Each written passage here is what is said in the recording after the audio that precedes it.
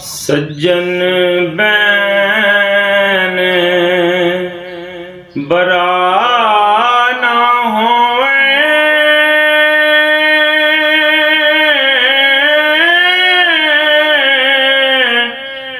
राजी जिस बरावा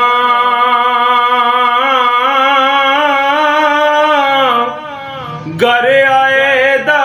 करन नाद कपड़े ओदियां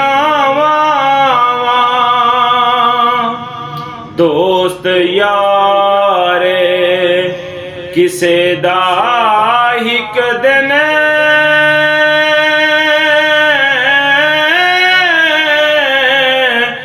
आदर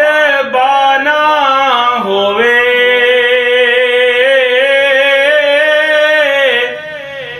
फिर ओ मुख दिखांदा नाई यारी थी हथ दोवे, नफर गुलाम किसे दा होवे,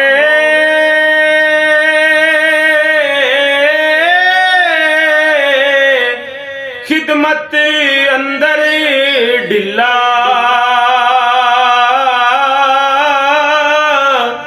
खावंद नू कद चंगा लगदा, झिड़के कै गिल्ला मीर वजीर मुसाहिब शादे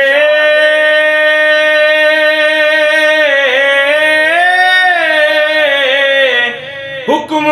बाहर होए,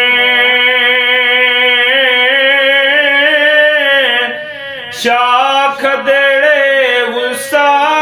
के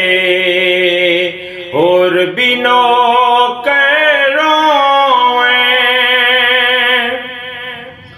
वाह वाह साहिब बख्शें हारा,